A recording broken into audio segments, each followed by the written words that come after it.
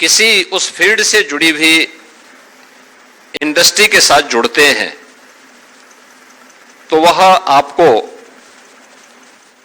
उसके व्यवहारिक ज्ञान के साथ, उसके प्रैक्टिकल के साथ जोड़ती है कि दैनिक जीवन में जो कुछ आप अपने क्लासरूम में पढ़ते हैं, जो आपने लैब्स में आपने देखा है, वास्तविक धरातल उसका क्या है, इंडस्ट्री उसके लिए किस प्रकार के प्लेटफॉर्म आपको उपलब्ध कराती है और आगे की आपके चैलेंजेस क्या हैं, इन सब से आपको रूबरू करने का एक अवसर देता है। इसलिए इस प्रकार की इनोवेशन कैंपस अत्यंत सराहनीय प्रयास है। मैं इसके लिए दीनदयाल उपाध्याय गोरखपुर विश्वविद्यालय को और सैमसंग इंडिया को हृदय से धन्यवाद देता हूं कि उन्होंने इस प्रयास को आगे बढ़ाया है और उत्तर प्रदेश के 3500 हमारे युवा छात्र जो इस फील्ड में आगे बढ़ना चाहते हैं उनके लिए एक नया भविष्य आगे बढ़ाया है। सैमसंग यह भारत ही नहीं दुनिया की सबसे बड़ी मोबाइल फोन बनाने वाली कंपनी है और सबसे ज्यादा मोबाइल फोन ये लोग उत्तर प्रदेश के अंदर ही बनाते हैं, नोएडा में।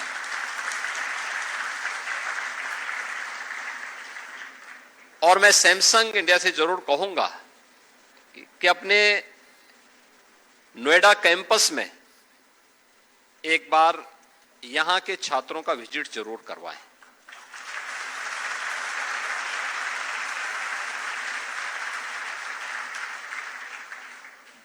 मुझे याद है 2017 में जब मैं मुख्यमंत्री बना था तब सैमसंग उससे पहले की स्थिति से बहुत आहत था। ये लगभग अपने कैंपस को बाइंड अप करने की तैयारी कर रहे थे कि हम लोग यहां से अब जाएंगे। और जब मैं आया था तो मैंने उसी समय मार्च 2017 में सैमसंग इंडिया के अधिकारियों को बुलाया। मैंने कहा भी आप चिंता मत करिए, अपना कार्य प्रारंभ करिए। और मैंने अपने उस समय के औद्योगिक विकास मंत्री को कहा कि भाई आप जाइए, इनके जितनी भी समस्याएं हैं उनका समाधान करिए और अगले एक सप्ताह के अंदर प्रयास होना चाहिए कि सैमसंग अपना निर्माण कार्य प्रारंभ कर ले। और 2018 में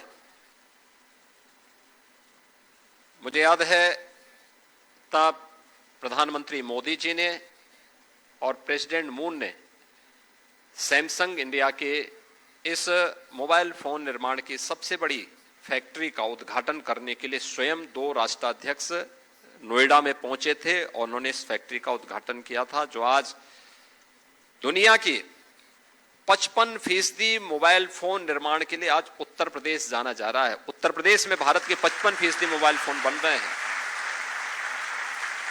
60% से मोबाइल फोन के कंपोनेंट का निर्माण भी, उसका प्रोडक्शन भी यूपी के अंदर हो रहा है और उसमें सैमसंग इंडिया की सबसे बड़ी भूमिका है। बल्कि भारत का पहले डिस्प्ले यूनिट जो आपका मोबाइल फोन की स्क्रीन होती है, ये जितनी बड़ी होगी उसकी वैल्यू उतनी ज्यादा होगी। और कोरोना कालखंड में सैमसंग उसे चीन से भारत में और भारत में भी उन्होंने यूपी में अपना वो निवेश किया है, जो अब सफलतापूर्वक अपना प्रोडक्शन प्रारंभ कर चुका है।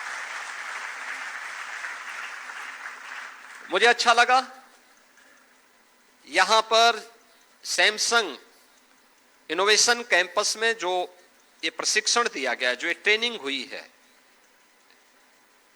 ये वास्तव में मॉडर्न कोर्सेज के, जो न्यू एज कोर्सेज हैं, उनके साथ किया गया। आर्टिफिशियल इंटेलिजेंस का,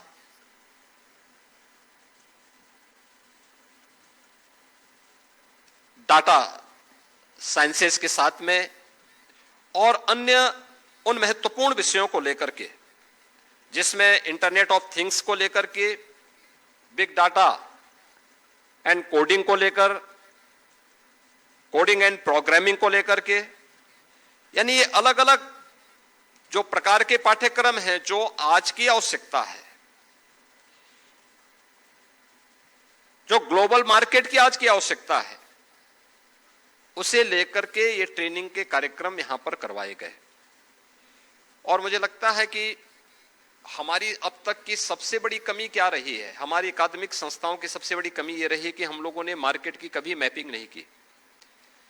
समाज की आवश्यकता क्या है, मार्केट क्या चाहता है, ये पूरी जो हम एम्प्लॉयमेंट की बात करते हैं, ये डिमांड एंड सप्लाई के नियम पर आधारित है।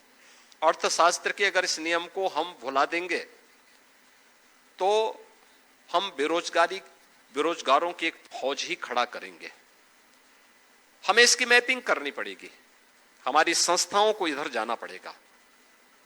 आईटीआई हो, पॉलिटेक्निक हो, इंजीनियरिंग कॉलेजेज हो, टेक्निकल यूनिवर्सिटीज हो, आईआईटीज हो, या फिर विश्वविद्यालय हो, हमें देखना होगा कि हम पाठ्यक्रम उन्हें संचालित करें जो अगले 15 वर्ष के लिए, 20 वर्ष के लिए, 25 वर्ष के लिए उन लोगों को अपने पैरों पर खड़ा होने के लिए एक उचित प्लेटफॉर्म दे सके। और इसके लिए समय समय पर संस्थाओं के द्वारा उस प्रकार की मैपिंग कराना, सर्वे कराना, जहां पे हमारी संस्था है वहां के लोकल क्षेत्र की, उस रीजन की, देश की, दुनिया की, और फिर उस मैपिंग के अनुरूप पाठ्यक्रम को भी तैयार करना। अगर हम ये नहीं तैयार करेंगे तो हम लोग फिर पिछड़ जाएंगे। हम पिछड़े क्यों? पिछड़ने के पीछे यही कारण था, हम अभी भी वही रटे रटाई बातों को लेकर के आज भी चल रहे हैं, घिसी पिटी बातों को लेकर के आज भी चल रहे हैं। परिणाम क्या होता है कि हमारे यहां से जो लड़का जाता है, दुनिया में जिसको लोगों ने आउट ऑफ डेट कर दिया है, उसको हम पाठ्यक्रम का हिस्सा आज बनाते हैं। इसका मतलब वहां से निकला हुआ छात्र कोई सर्टिफिकेट या डिप्लोमा या डिग्री लेकर के जाएगा तो अब बाजार में ऐसे खड़ा रहेगा, उसी लाइन पे खड़ा होगा जैसे चौराहे पर कोई मजदूर जाता है, खड़ा होता है, कहीं से आवाज आएगी कि भाई हमें एक मजदूर चाहिए, वो बेचारा आवाज लगा के हाथ उठा के कहता मैं भी आऊं, मैं काम करना चाहता हूं। नहीं, कैंपस में इसका सिलेक्शन हो, कैंपस में ही ट्रेनिंग के दौरान हम उसको इस बात की गारंटी दे सकें या फिर वो स्वयं का स्टार्टअप स्थापित कर सके कि हां मैं भी अपने पैरों पर खड़ा होऊंगा। और आत्मनिर्भर भारत की परिकल्पना तब साकार होगी जब हम उसके अनुरूप पाठ्यक्रम के साथ उसको जोड़ने का कार्य करेंगे। मार्केट की डिमांड के अनुसार हम उस मैपिंग के अनुसार डिमांड और उस डिमांड की सप्लाई के लिए उस प्रकार के पाठ्यक्रम, डिग्री, डिप्लोमा और सर्टिफिकेट के कोर्सेज हम प्रारंभ कर सकेंगे। तब इस व्यवस्था को हम आगे बढ़ाने में सफल होंगे। आज बहुत सारे कार्यक्रम इस दिशा में प्रारंभ हुए हैं। हमने यूपी के अंदर एक कार्यक्रम प्रारंभ किया है, एक कि फाइनल ईयर के जो भी बच्चे हों, हमारा प्रयास होना चाहिए कि उनका जो प्रोजेक्ट वर्क हो फाइनल ईयर का, उसको हम इंटर्नशिप के साथ जोड़ें। उस दौरान हम किसी इंस्टीट्यूशन को किसी इंडस्ट्री के साथ में, किसी अन्य ऐसे डिपार्टमेंट के साथ में उन्हें जोड़ें जो वहां पर उन्हें आगे के लिए एक एक्सपीरियंस दे सके और उस प्रोजेक्ट को बनाने में मदद भी कर सके। और इसके लिए हम लोगों ने व्यवस्था की है कि उस दौरान उस छात्र को जब वह अपना पाठ्यक्रम, सामान्य पाठ्यक्रम पूरा कर चुका हो, प्रोजेक्ट वर्क के लिए उसकी इंटर्नशिप की तैयारी चल रही है, उस दौरान हम उसे एक व्यवस्था देंगे। सीएम इंटर्नशिप स्कीम के अंतर्गत आधा मानदेय गवर्नमेंट देगी और आधा वह संस्था या वह इंडस्ट्री उसको उपलब्ध करवाए।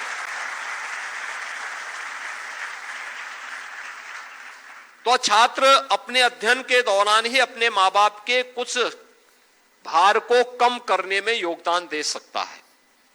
और मुझे लगता है कि छात्र के अंदर भी एक नया उत्साह आएगा अपने पाठ्यक्रम के बारे में। फिर ये हर एक फील्ड में हो सकता है।